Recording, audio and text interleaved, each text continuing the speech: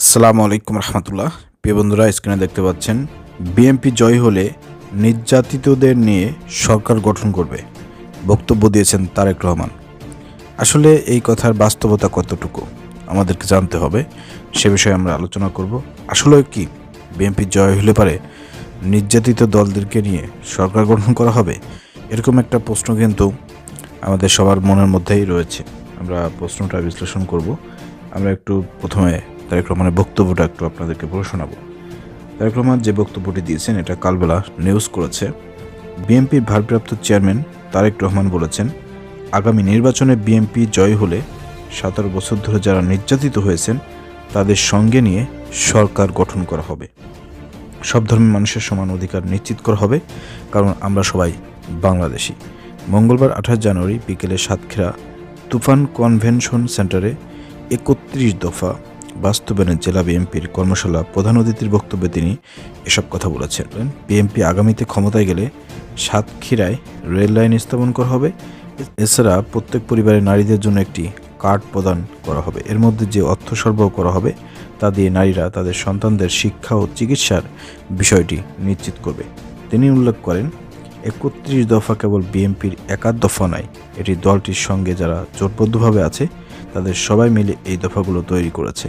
এখানে বিএনপির জোটের সঙ্গে কারা আছে আমরা একটু ভালো করেই জানি, দেশের মানুষ সবাই ভালো করে জানে যে যাদের আন্দোলনে কোনো ভূমিকা নাই, প্লাস যাদেরকে দেশের জনগণ চেনে না, দেশের যাদের কোনো ভোট নাই, কোনো ম্যান পাওয়ার নাই, কোনো সমর্থন নাই, এই ধরনের ভুয়া কিছু রাম বামদেরকে নিয়ে বিএনপি একটা জোট করেছে।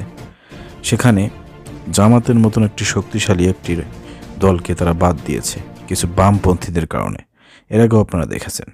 তো বিএনপি যাদের সাথে জোট করেছে তাদের ভ্যালু, তাদের ভোট, তাদের সমর্থন, তাদের কোনো পাওয়ার বাংলাদেশের মাটিতে নাই। অতএব এখানে তারেক রহমান যে কথাটি বলেছে যে 31 দফা শুধু বিএনপির না, এটা নাকি জোটবদ্ধভাবে এই দফাটি তৈরি করা হয়েছে। তো যাই হোক, সাতক্ষীরা জেলা বিএনপির আহ্বায়ক সৈয়দ ইফতেখার আলীর সভাপতিত্বে কর্মশালায় বক্তব্য দেন বিএনপির চেয়ারপারসনের উপদেষ্টা ইসমাইল জবিহ। অন্যান্য সবাই বক্তব্য রাখেন। মূল কথা হচ্ছে তারেক রহমান যেটি বলেছেন যে আসলে নির্বাচনে তারা যদি জয়ী হয় তাহলে নির্যাতিতদের সরকার গঠন করা হবে। মানে বিগত 17 বছর ধরে ফ্যাসিবাদ সরকার আমলে যারা নির্যাতনের শিকার হয়েছে তাদেরকে নিয়ে আপনার সরকার গঠন করা হবে। এখন প্রশ্ন হলো, বিগত দিনে 17 বছর ধরে ফ্যাসিবাদের ধারা নির্যাতনের শিকার বাংলাদেশে যতগুলো রাজনৈতিক দল আছে তার মধ্যে সবচাইতে বেশি নির্যাতনের শিকার হয়েছে কোন দল? কোন দলের নেতাকর্মীদেরকে ফাঁসি দেওয়া হয়েছে? কোন দলের নেতাকর্মীদেরকে বেশি গুম করা হয়েছে, হত্যা করা হয়েছে? আপনারা বলেন। প্রশ্ন রাখলাম আমি আপনাদের কাছে। আসলে সেই দলটির সঙ্গে, সেই দলটির নাম আপনারা কমেন্ট করবেন।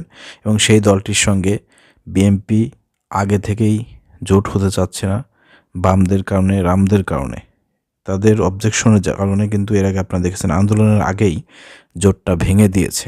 অতএব নির্যাতিত সবচেয়ে বড় দলের সঙ্গে বিএনপি আন্দোলনের আগেই, নির্বাচনের আগেই জোট ভেঙে দিয়েছে। এখন তারা মানুষকে বলতেছে যে নির্বাচনে তারা জয়ী হলে সবচাইতে নির্যাতিত যারা তাদের সঙ্গে জোট করবেন, তাদেরকে নিয়ে সরকার গঠন করবেন। এই কথাটা কতটুকু বিশ্বাসযোগ্য এবং গ্রহণযোগ্য আপনারা একটু কমেন্ট করে আমাকে জানাবেন। প্রিয় দর্শক, নির্যাতিত দলটির নাম লিখবেন এবং তারেক রহমানের এই কথাগুলো আপনারা বিশ্বাস করেন কিনা, এবং আসলে তারেক রহমান প্রকৃতপক্ষে যারা নির্যাতিত তাদেরকে নিয়ে সরকার গঠন করবে কিনা, এ বিষয়ে আপনাদের মতামত আমি জানতে চাচ্ছি। কমেন্ট করবেন। ধন্যবাদ। আসসালামু আলাইকুম রহমতুল্লাহ।